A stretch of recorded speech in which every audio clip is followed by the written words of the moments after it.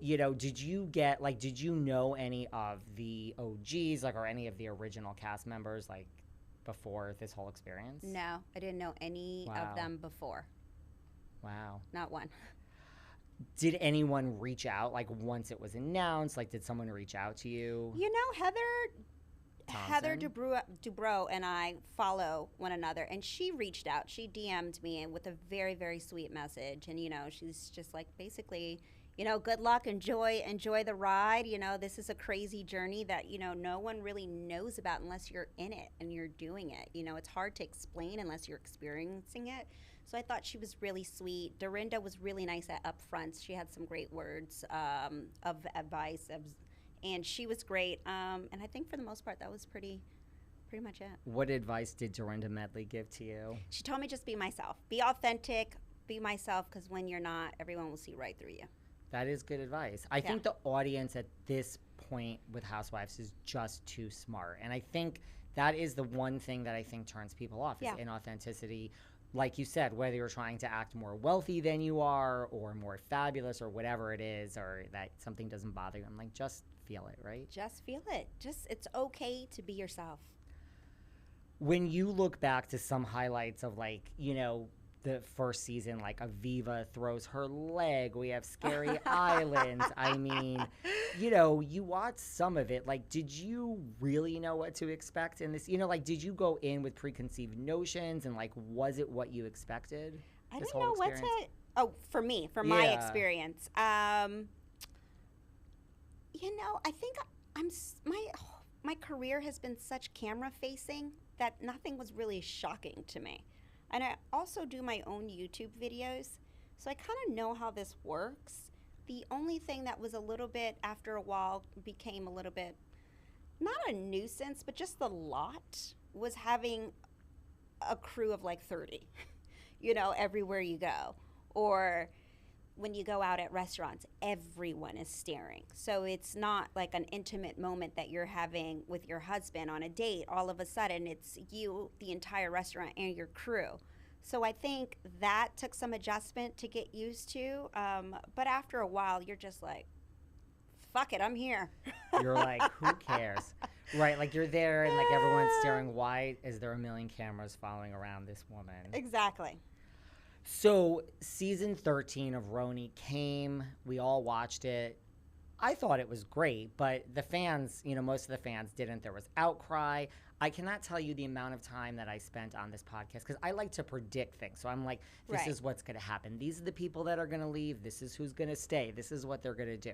I mean, and often I'm right, but often I'm wrong.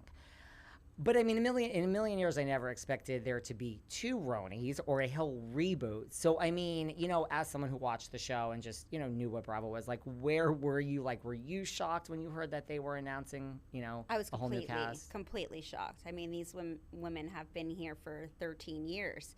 These are OGs who paved the way. So for me, there's no way I would have thought that it would have been a complete clean slate. At least, bringing some others in. But I guess at the same time, now looking at it, I understand. I don't think that you could have mixed us really well. I don't think so either. I just don't think that works. I think they kind of tried that. I mean, that's kind of what they tried with like Leah and Ebony, and they tried it in other franchises. I really don't think it works. It's not the dynamic. It's not. It's not. And it just, but we're a good dynamic. You guys are a good dynamic. I've watched, the first 3 episodes. So, I mean, now, how did you get involved? So, I mean, like, they announced, a whole new cast. I mean, did your wheels start turning? Did you start saying, wait a second, I'm good for that? Did someone reach out? Like, talk to me about how you got involved. Well, actually, someone reached out prior to that. And then at that time, it was just kind of, it was a while before that. I was just like, I don't know if this makes sense for me. And then fast forward, I heard about, the whole reboot. And then I was like, wait a minute, now I'm intrigued. This seems amazing. This could be interesting, So they reached out, we chatted again, we started thinking about people in my circle and, other people's circles and see, how that would work and what that would look like. And it just all came together very organically. Did they reach out to you for season 13, like before this? Yes. Wow. Yes. You could have been our Ebony Williams. I mean, technically, right? Well, it wasn't. It was just kind of, are you interested? You know, it didn't go Right. very far. It just, you know, was, are you interested in this? Right. And, you know, it didn't go anywhere. And a whole reboot kind of excited you. That was very exciting to me. Was like when you were in it, because I mean, I've talked to a lot of people, you know, their first season, like yourself, like when you were in it, like you knew Housewives, like what was different about what you expected? Was it just the cameras? Was the drama more intense than you expected? I guess it was the fact that I was so lax. I was very lax through the whole season. I mean, I very much so. I thought that I would not look at the cameras or just forget that they would be there, but I was conscious of them. However, I was very much so myself. Like, I was hangry all the time. Like, I was cranky sometimes. I didn't think that I would be able to let my guard down as much as I did. So that was actually very surprising for me.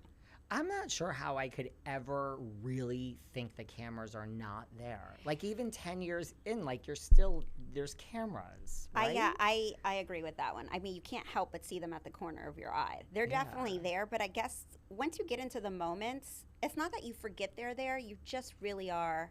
It is what it is. It is what it is. Yeah.